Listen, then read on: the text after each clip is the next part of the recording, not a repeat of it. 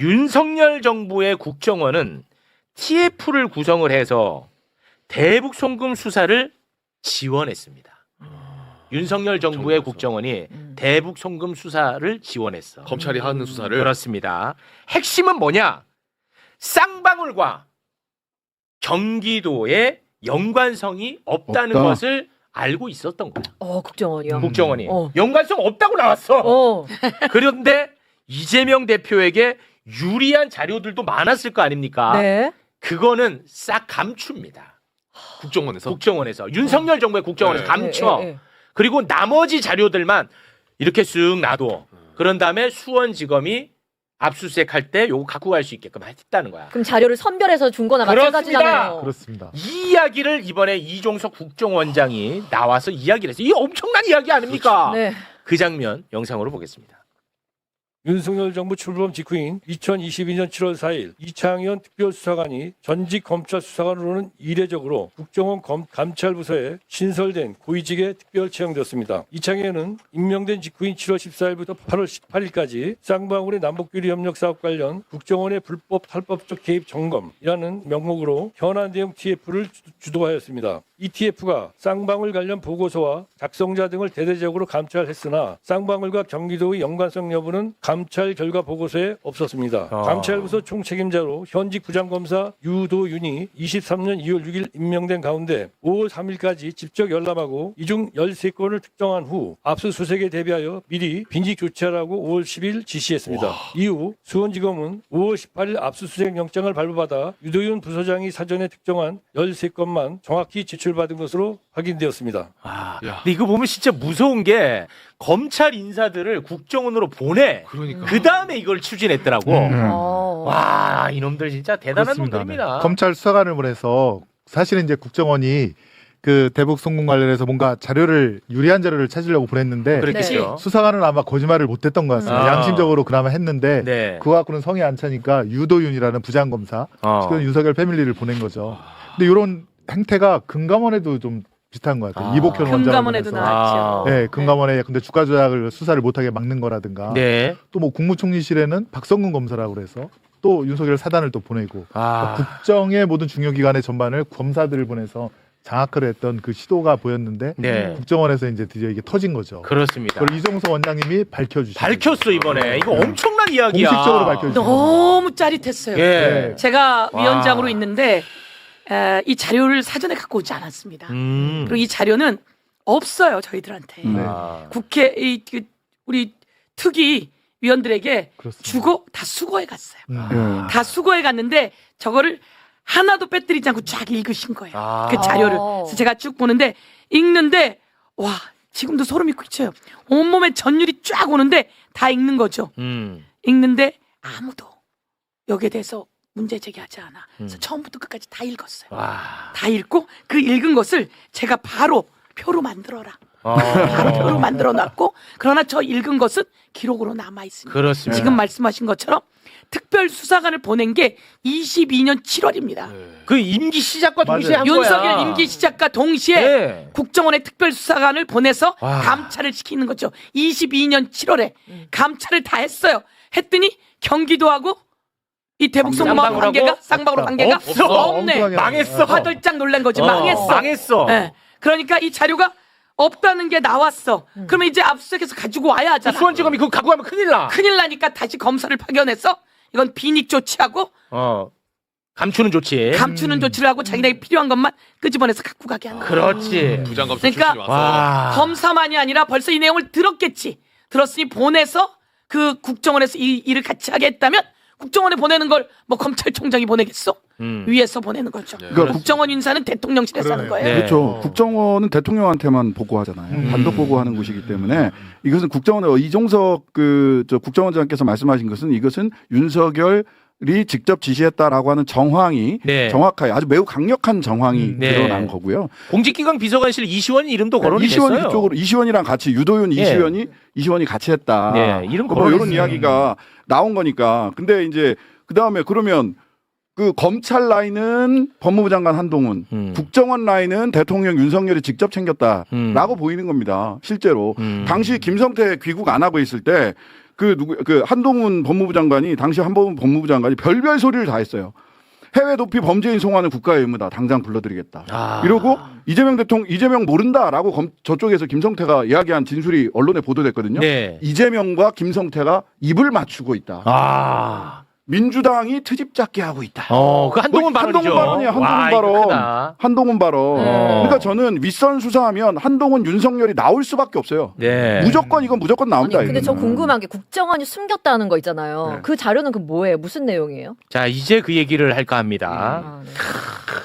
이재명 대통령에게 대단히 유리한 증거는 재판에 제출이 안 됐다고 합니다. 네. 그런데 이게 이제 본질입니다. 2019년 7월 김성태가 이재명 지사를 위해서 북한의 리호남에게 돈을 줬다고 했어요. 북한의 리호남에게 네. 필리핀에서 돈을 줬다고 만나서. 했어. 그런데 북한 리호남은 그때 필리핀에 방문하지 않았다라는 증거를 찾았다는 거야. 국정원이. 네. 끝난 거 아니야? 끝났지. 이거는 예. 핵심 고리를 다 파괴하는 나왔어요. 예. 핵심 중의 핵심입니다. 그 이야기도 분명히 국정원장이 합니다. 함께 보고 오겠습니다. 특별감사를 통해 대북 송금 실체 파악에 도움이 되는 첩보와 정보를 새롭게 확인한 사실을 설명드리겠습니다. 김성태와 안부수가 대북 사업을 빌미로 주가 조작을 시도했다는 첩보, 김성태가 2019년 7월 해외 불법 도박을 한 정황 첩보, 이호남이 2019년 7월 필리핀을 방문하지 않은 정보, 쌍방울의 포괄적 대북 사업권 획득을 비롯한 북한과의 협력 사업 관련 정보 등 재판에 제출되지 않은 문건들이 다수 발견됐습니다. 김성태가 경기도를 대신하여 북한에 송금했다고 주장하는 황해도 지역 내 스마트팜 건설이 실제 진행되지 않았음을 뒷받침하는 정보도 발견했습니다. 이게 본질이야. 레전드. 그러니까 대북 송금이라는 것은 실체가 아예 없는 것이다. 라고 그냥 막 침표를 찍어버렸습니다. 실체가 없다. 예, 요거 좀 부연 부탁드리겠습니다. 요거는 제가 제일 중요하다고 생각합니다. 네. 제가 한번 해볼까요? 좀 부탁드리겠습니다. 네. 자료가 하나 있어야 되는데. 네, 자료를 천천히 대북 찾으세요. 송금이 우선 대북 송금이라고 얘기했습니다. 네. 대북 송금은 어떻게 하는 게 송금입니까? 계좌로 보내는 계좌로 거. 보내는 계좌를 보내는 게 송금입니다. 네. 그래서 여지껏 쌍방울에서 그 이재명을 대신해서 이화영을 대신해서 슝하고 송금했다고 다 생각하고 있는 거죠. 네네. 그러나 북한하고 우리는 슝하고 송금할 수 있는 대상이 아니다. 그래서 송금은 슝하고 한 적이 없다. 그래서 송금을 한 바 없다는 겁니다. 그러면 송금을 해야지 되는데 그럼 어떻게 송금하냐? 이 돈을 가지고 나가야 된다는 거예요. 네. 돈을 가지고 나가야 되는데 대한민국은 얼마 이상은 못 갖고 나가냐? $10,000 이상을 못 갖고 나갑니다. $10,000 이상 갖고 나가려면 신고를 해야 됩니다. 그럼 예를 들어서 $300만 갖고 나갔다고 쳐요. 그럼 $10,000씩 몇 명이 나가야 됩니까? 300명이 나가야 됩니다. 그런데 그래서 이 사람들은 책갈피에다가 달러를 집어넣었다. 네. 화장품에다 넣었다. 이렇게 되는 거예요. 그래서 $300만 가져나가는 걸 우리가 해봤더니 제가 또 다 한번 해봐라. 시연을 했어. 100달러짜리가 0.1mm라 그래요. 0.19mm인가 그래요. 네. 그거를 몇 장입니까? 3만 장. 셌더니 3.27m야. 여기서부터 저길 뚫고 올라가야 돼. 책장이 가야 되네, 책장이. 한 장에 1g씩 쳤더니 30kg야. 그걸 무슨 재주로 비행기를 통해서 갖고 나가냐 그러네요. 이겁니다. 예, 그래서 이만큼을 갖고 나갈 수도 없지만 이만큼을 갖고 나가려면 이화영과 이재명에게 김성태나 김성태 직원이 엄청나게 충성도가 높아야 된다. 불가능해요. 불가능하고 충성도가 높을 수도 없고, 아이씨, 북에서 자꾸 이화영 형 대신 돈 달라고 하는데 그럼 내가 줄게. 술 먹고 그랬다는 거예요. 술 먹고 이거 주려고 300명이 지고 나갑니까? 그래서 이 부분이 현실적이지 않고 돈은 준 바 없다. 이런 이야기죠. 그렇습니다. 아까 이종석 그 원장께서 뭐뭐뭐는 첩보, 뭐뭐뭐뭐 정보 이렇게 네. 얘기하셨잖아요. 맞습니다. 네. 예. 그 예를 들면 김성태가 필리핀인가 어디서 뭐 도박을 했다라는 것은 첩보라고 이야기를 했고 네. 필리핀에 리오남이 오지 않았다라는 것은 정보라고 얘기를 했어요. 네. 정보. 첩보하고 정보는 다른 거거든요. 첩보는 퍼즐에서 조각조각이에요. 그래서 이 조각들이 모여서 하나의 그림이 완성이 되면 정보예요. 정보는 팩트입니다. 의사 결정을 할 수 있는. 그러니까 김성태가 도박했다는 거는 그냥 여러 가지 이런 소리도 있고 저런 소리도 있는 것을 그냥 첩보라고 한 거고요. 네. 리호남이 필리핀에 가지 않았다는 사실은 가지 않았다는 것은 정보라고 얘기를 했어요. 정보. 그거는 팩트라는 겁니다. 빼박 팩트. 그거를 또 서영교 위원장님이 또 정리한 자료가 있더만. 그래요? 네. 리오남에 필리핀에 없었다. 네. 요 자료 있던데. 여기 있네. 네, 맞습니다. 네. 7월 24일부터 27일에 필리핀에서 리오남에게 돈을 줬다 이렇게 된 거거든요. 그렇습니다. 그러면 24일부터 27일 리오남은 뭘 했냐라고 이종석 원장이 이야기하시는 걸 제가 표로 만들었습니다. 그러면서 22일부터 24일까지는 제3국에 체류했다. 24일부터 26일까지는 리오남의 실명 여권이 움직여서 그걸 가지고 26일엔 또 다른 3국에 체류했다. 네. 그래서 필리핀에 있을 수 없다라고 표가 딱 만들어졌다. 요거는 이제 그러니까 정보. 요거를 딱 정리를 하면 필리핀에 리오남은 없었다는 없었다. 정보가 되는 겁니다. 정보. 네. 네. 정보 확실한 이게 팩트다. 가장 기가 중요한. 막히지 않습니까? 이게 예. 그 리오남한테 돈을 보냈다며. 저 때문에 받은 사람은 거기 없었어. 없었어. 끝. 끝. 어. 조금 더 살펴볼 것은 저게 이제 당시 70만 달러 현금을 김성태가 이제 직원들 시켜서 같이 갖고 나갔다는 거거든요. 네. 그래서 몸에다 두르고 가기도 하고 그래서 거기서 이제 도박을 했다라고 하는 이제 국정원 첩보가 있는 거 아니겠습니까?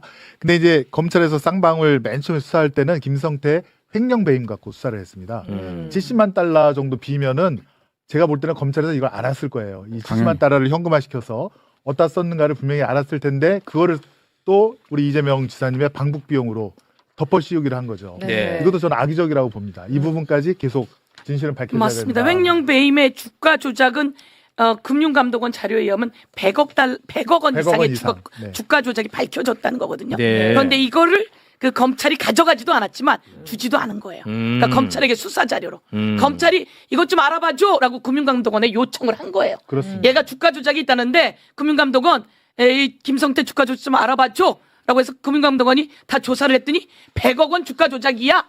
라고 하니까 그 자료를 안 갖고 간 거예요. 그러면 100억 원 주가 조작에 아까 횡령 배임에 도박에 다 합치면 평생 살아야 되는 거죠. 너 이거 평생 살래? 협조할래. 이걸로 할래. 그래서 협조지. 평생 살지 않고 협조하는데 그러면 국정원에 있는 자료 요것만 갖고 오고 나머지는 삐닉. 그렇지. 그리고 금감원에 있는 자료 아이고 됐어? 이렇게 됩니다. 그렇습니다. 그 내용을 그날 국정원장과 금융감독원장이 이야기를 하신 하셨죠. 거를 우리 위원들이 질의를 통해서도 다시 한 번 더 쫙 밝혀내는 그렇습니다. 어벤져스였다는 거예요. 그렇습니다. 조금만 그 부분 보완해드리고 싶은데요. 네. 그때 금감원장의 답변에 의하면 검찰에서 2022년 11월 달에 수원지검에서 금감원으로 쌍방울 계열사들이 이러이러한 주가 조작이 있는 것으로 보인다고 하면서 자료를 보내고 살펴봐라, 네. 보완해봐라라고 했는데 금감원이 깜짝 놀란 게 수원지검이 다 알고 있네? 주가 조작할 흔적들을 다 알고 있었다는 겁니다. 네네네. 이미 보낼 때. 그래서 금감원은 거기다가 잘 뭐랄까 이렇게 세팅을 해서 그래서 딱 보냈다는 건데 네. 그걸 수원지검이 뭉갰다는 거잖아요. 뭉갰다. 갖고 가지도 않았고. 갖고 가지 않는다. 그다음에 두 번째는 보낸 거를 가만히 갖고 있다가 사실은 이게 주가 조작 시세 조정이 제일 형이 센 거 아닙니까? 네. 가만히 있다가 이화영 부지사에 대한 그 확정 판결이 나자마자 김성태에게 주가 조작을 무혐의를 때려줍니다. 이제 끝났다. 와. 김성태가 이제 다른 말 할 여지가 없다라고 하니까 그때 무혐의를 2025년 1월 달에 김성태에게 무혐의를 줍니다. 와. 갖고 있다가. 그러니까 김성태가 딴 말 하면 뭐 이 자식 하면서 주가 조작으로 기소해서 이거는 최소 징역 10년 뭐 이상이니까요. 가만히 갖고 있다가 이왕에 대한 확정 판결 끝나자 그때 김성태를 무혐의로. 기가 이거 진짜 막히다. 아주 기가 나쁜 막힌 놈들입니다. 거예요. 예. 와, 기가 마지막까지도 이게 딱 이걸로 예, 쥐고 딱 있었구나. 잡고 있다가. 예. 기가 그게 막혀. 여기 있는 박상용이 할 일이겠습니까? 박상용이 그렇게 혼자서 못해요. 여기 할 합니다. 일이겠습니까? 여기서 여기도 다 불가능해요. 할 일이죠. 그렇죠. 그게 핵심이겠죠. 아까 국정원에 파견할 때 윤석열이 파견하겠죠? 그때 법무부 장관이 인사를 다 갖고 있지 않았어요? 네, 한동훈 당시에는 민정수석이 없었어요. 그렇습니다. 인사 검증은 네. 한동훈이 했거든요. 법무부에서 했습니다. 네, 인사혁신처에서 하지 않았습니다 그때. 네, 법무부에서 했어요. 예. 네, 인사관리단인가 뭐 만들어가지고. 그렇습니다. 네. 자, 그래서 이제 이것과 관련한 수사는 이제 2차 종합특검에서 한다는 거죠? 네, 그렇습니다. 네. 그렇습니다. 네, 요게 이제 굉장히 중요한 포인트입니다. 네. 2차 종합특검으로 이첩을 했습니다. 아니 그날 저희가 국정조사 특위를 하고 들어갔는데 뜨더라고요. 이첩 받는다고. 종합특검이. 그래서 이게 벌써 그 사람들은 대강 나오는 거 보면 다 알잖아요. 예. 야, 근데 이거는 진짜 엄청난 사건이야. 이거는 진짜. 지금 들은 것만 해도 몇십 방은 맞은 것 같은데 한 방이 없었다는 언론에서 납득이 안 가네. 납득이 안 가지. 그러기 상태인데. 그 실제로 언론이 잘 다루지도 않아. 그러니까. 그래놓고 네. 그냥 한 방이 없었대. 야, 참 이거. 자, 지금 몇 그냥 방이냐 지금? 네. 네, 한 여러 방 방이야. 없었다고 쓴 그 언론 빼고 다른 데는 꽤 다뤘습니다. 그래도 네, 더 다뤄야죠. 안 다룰 수가 더 다뤄야 돼요. 난리가 온 나요, 세상이 이거. 난리 날 일입니다. 이거. 그렇습니다. 중앙일보죠? 한 방이 없었다고. 네, 했습니다. 중앙일보요. 중앙일보. 딱딱 찍어서 얘기해야 돼. 중앙일보. 깜짝 놀랐어. 네. 네. 어떻게 한 방도 못 때리셨어요, 두 분이. 중앙일보가 진짜 한 이게. 방. 이야기가 너무 많이야. 너무 많아. 그리고 박상용 난타도 나가서 있지도 않는데 무슨 난타를 해. 그렇습니다. 쌍방울 대북송금 사건을 지금 국정조사, 이 조작 기소 관련된 국정조사의 내용으로도 볼 필요가 있겠지만 2차 종합특검에서 초대형 국정농단으로 규정을 하고 수사가 진행이 되고 있습니다. 그러니까 여기에 연결되는 것이 윤석열 정부 당시의 대통령실 인사들, 특히나 이름이 거론되는 건 이시원 공직기강 비서관 이름이 거론이 되고 있고 대북송금 사건에 직접 개입하려 했던 정황, 그러니까 국정원을 압박했던 내용들, 이런 내용들이 쭉 나오고 있거든요. 일단 이 상황을 어떻게 이해를 하면 될까? 우리 장윤선 기자께 먼저 좀 여쭤보도록 하죠. 예. 저는 다른 거 다 떠나서 이 쌍방울 대북송금 의혹 사건과 관련해서는 오혁진 기자도 오랫동안 취재를 했지만 저도 이화영 전 그 부지사 예. 의 변호인인 김광민 변호사를 예. 죄송합니다. 제가 오늘 최근에 또 서민석 변호사가 핫해가지고. 네. 예. 김광민 변호사를 통해서 이제 쭉 확인해 본 바에 따르면 사실 그동안 굉장히 많은 무수한 의혹들이 제기됐었지만 그때마다 뭐 고발당하거나 뭐 그게 아니다라고 반박당하거나 소위 레거시 미디어들이 예. 막 줄을 이어서 보도를 하면서 사실이 아닌 것처럼 막 되었는데 현실적으로 지금 드러난 서민석 변호사하고 박상용 검사와의 통화 내용을 종합해 보면 의심했던 게 그대로 맞았던 예. 것 같다라는 게 확인이 되는 것 같고요. 녹취록만 놓고 보면 이분이 검사인가 아니면 또 다른 직업을 갖고 있나라는 생각이 들 정도이기도 하고 뭐 이따가 뭐 차분히 말씀을 좀 드리겠지만 지금까지 드러난 사실만 놓고 보더라도 이것은 그냥 이대로 뭐 국정조사를 통해서 확인하고 넘어갈 일이 아니라 특검을 통해서 수사를 통해서 밝혀야 될 박상용의 배후가 훨씬 더 큰 거 아닌가라는 생각을 하게 됩니다. 그러니까 지금 말씀해 주신 것처럼 배후. 네. 그러니까 우리가 이제 뉴스나 이런 곳에서 윗선이라는 표현 많이 쓰고 있는데 그게 대통령실까지 연결이 되면 이게 특검의 수사 대상이 되는 거지 않습니까? 지금 뭐 인사검증, 내부감찰 이런 것들을 해야 되는 공직기강 비서관실이 그러니까 국정원을 통해서 대북제재 사안들 관련해서도 개입했다. 이 내용까지 지금 나오고 있는 거잖아요. 지난번에 우리 진행자가 했던 말입니다. 박상용의 입을 계속 쳐다보지 마라. 그걸 볼 때는 계속 그거에 빠져가지고 뭔가 그르칠 수 있다. 조금 멀리 떨어져서 이 사건 전체를 봐라. 예. 그 시작점이 공직기관 비서관입니다. 이시원이고요. 윤석열의 측근이었죠. 아주 문제가 있는 사람인데도 불구하고 회복돼서 공직기관 비서관을 하더만 이런 짓거리를 하고 있었던 거고. 예. 그럼 이시원이 했을까요? 아닙니다. 이시원은 그냥 쫄병이에요. 그 위에 누가 했을 것인가. 결국은 제가 지난번에 얘기를 했지만 박상용이는 행정대원이고요. 예. 부장검사, 뭐 차장검사, 지검장, 검찰총장, 법무부 옆에 민정실, 당시 민정실이 없었다면 이런 공직기관 비서관실 이런 데서 개입했다면 대통령까지 연결이 됐다고 봐야 되고요. 지금 말씀하신 그 첫- 모두가 그 검찰 단편이죠. 출신들이잖아요. 다 똑같은 똑같은 직업을 갖고 있던 똑같은 직업을 갖고 있던 예. 그 인간들이 모여가지고 어허. 했던 게 보이거든요. 이제 시작일 뿐이지 이제 이시원이가 요래조래 잘 피해갔어요. 예. 아마도 더 많은 것들이 드러날 것 같습니다. 아, 예. 저는 일반인의 관점에서 굉장히 이번에 놀랐던 게요. 대한민국의 대북 송금 사건이 이번이 처음이 아니거든요.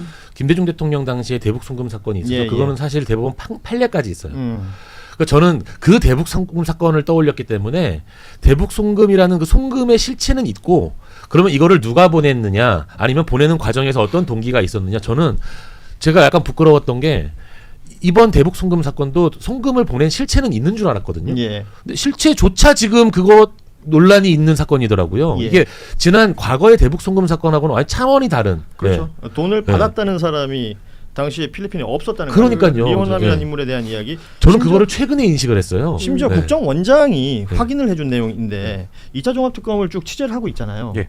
그러니까 이 관련해서 지금 뭔가 기류가 바뀌고 있는 것들이 느껴져요. 사실 이게 저는 최근에 목소리 좀 올려줘요. 이 양반이 쭉 깔았는데. 예. 예. 아니 최근에 종합특검에서 그 브리핑을 했는데 솔직히 브리핑이 왜 했는지 모르겠어요. 왜냐하면 어쨌든 타깃을 정확하게 잡긴 했는데 예.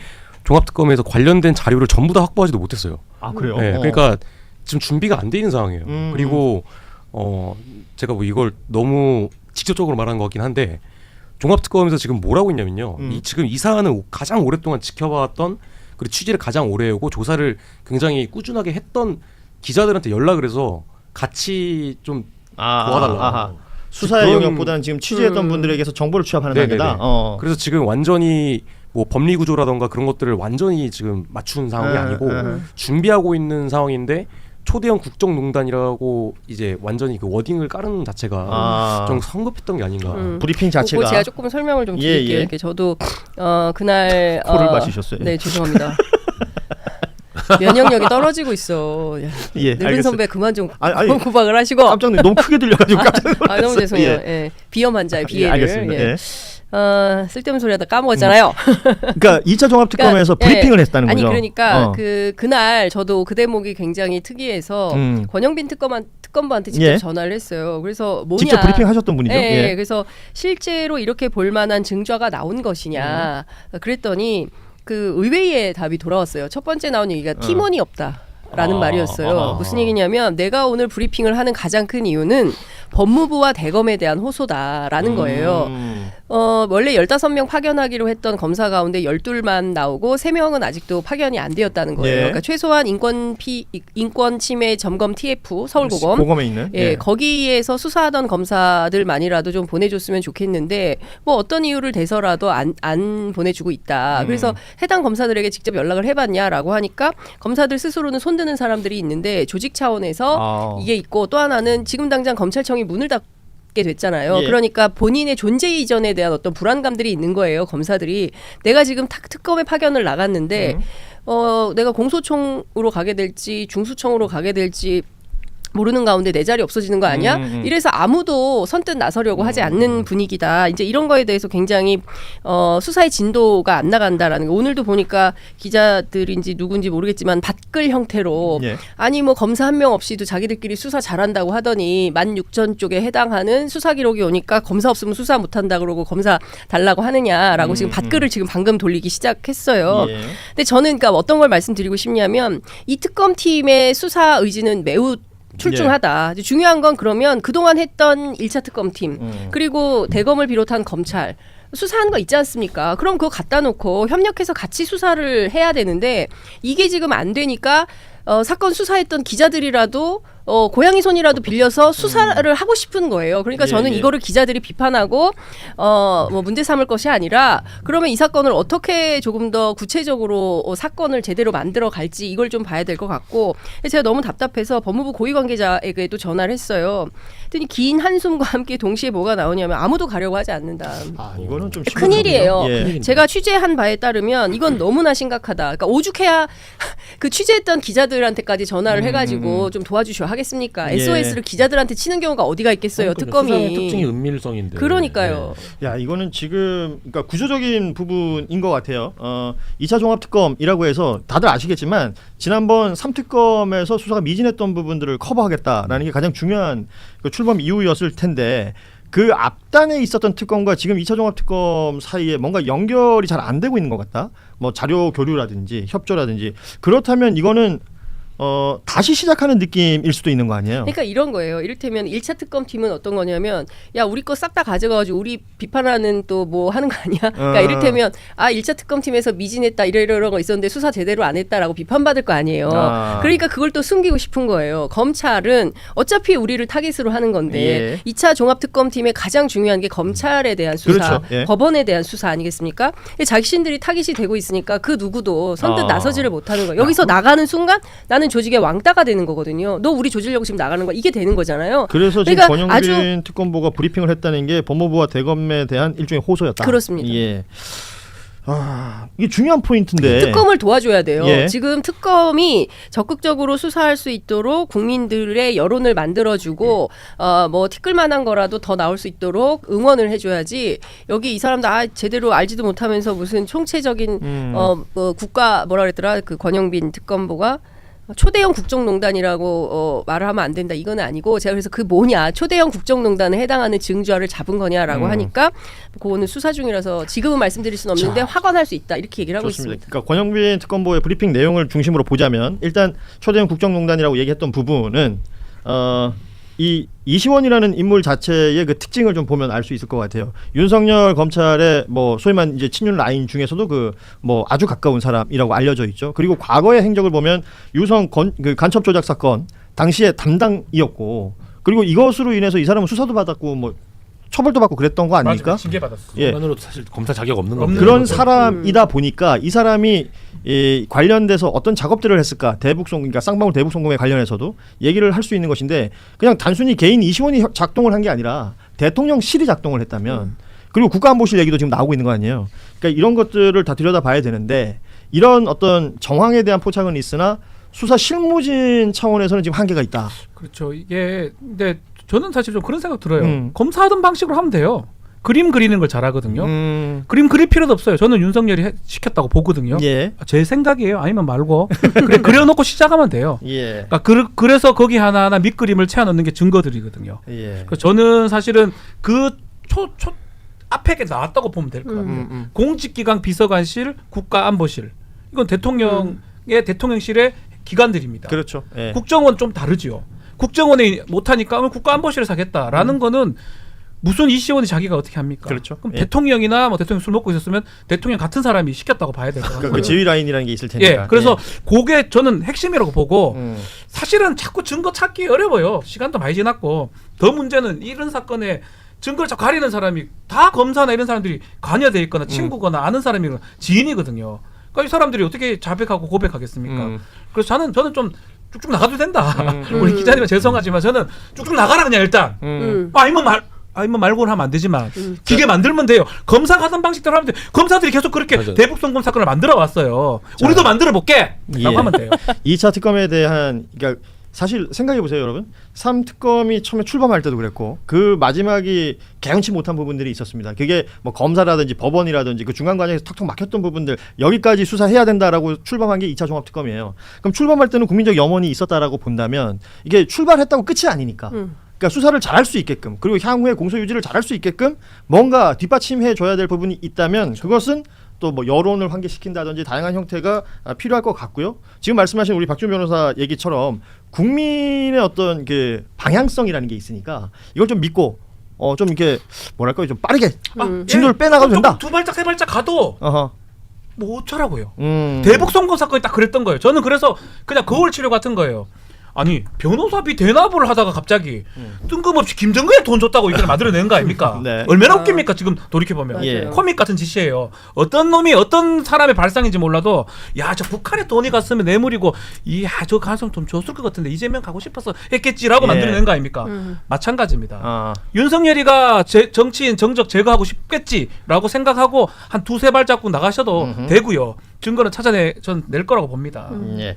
오반가요 제가? 아니 뭐 많은 분들이 비슷한 생각을 하시는 것 같아요. 댓글창 봐도 이제 그렇게 지금 하시네. 이걸 보면 이게 진짜 우리가 언론을 포함해서 검사들만 부끄러운 일이 아니고요. 언론들도 그냥 몇 바닥씩 썼어요. 그 시절에 뭐 800만 달러 하면서 뭐 300만 불은 방북대 가고 예, 예. 500만 불은 스마트밤 비용이고 실제로 그 오혁진 기자님뿐만 아니라 봉지욱 기자 포함해서 이 사건 취재하던 기자들이 목 놓아서 그거 아니에요라고 사실관계를 밝혀서 얼마나 많은 탐사 보도를 해줬습니까? 예. 그럼에도 불구하고 소위 레거시 미디어들이 매일 이런 걸 쓰니까 아유 뭐 북한에 돈 갖다 주고 북한 가려고 했는데 못 갔던 거짓말쟁이 아니야라고 이재명이라는 정치인을 프레임한 거잖아요. 거짓말쟁이 뭐 이렇게. 근데 저는 그것에 대한 총체적인 그러니까 국가기관이 총동원이 돼서 한 사람의 정치인을 완벽한 거짓말쟁이 그리고 뭐 완전한 뭐라 그래야 됩니까? 뭐 마타도 이런 걸 한 거예요. 네. 근데 그것에 대해서 지금 하나씩 뭐 국정원 그다음에 국가안보실 그 사실은 여기에 핵심 라인은 검사 출신들인 그러니까요. 거죠. 예. 근데 이거를 중심적으로 이렇게 만들어 갔다. 이게 상당히 기가 막힌 것이고 그럼에도 불구하고 여전히 사과와 반성은커녕 오히려 뭐가 문제냐라고 자기들끼리 앉아가지고 무슨 뭘 했죠? 박상영 검사 불러다 놓고 자기들끼리 청문회를 했잖아요. 예. 실체적 진실이 뭐 이런 얘기. 기가 막힌 겁니다. 쌍방울 대북 송금 사건의 실체가 초대형 국정농단이었다는 사실이 만천하에 드러나고야 말았습니다. 단순히 검사 개인의 일탈을 넘어 대통령실과 국가안보실이 조직적으로 가담한 정황을 확인해 준 거죠. 특히 박상영 검사가 자행한 수사 조작과 파렴치한 만행을 반드시 처벌해야 한다는 절규에 가까운 호소도 나왔습니다. 사실상 국가기관이 총동원되어 이재명 대통령을 매장하려 했던 추악한 민낯이 밝혀지고 있는데요. 이제는 특검이 검사들이 전매특허처럼 휘두르던 방식 그대로 거울 치료를 해줄 차례 아닙니까? 권력의 하수인을 자처하며 정의를 짓밟은 검찰 조직을 뿌리부터 뒤흔들 진실의 시간은 이미 시작되었습니다. 이 영상에 좋아요와 댓글 달아주시면 더 많은 사람들이 이 영상을 볼 수 있습니다.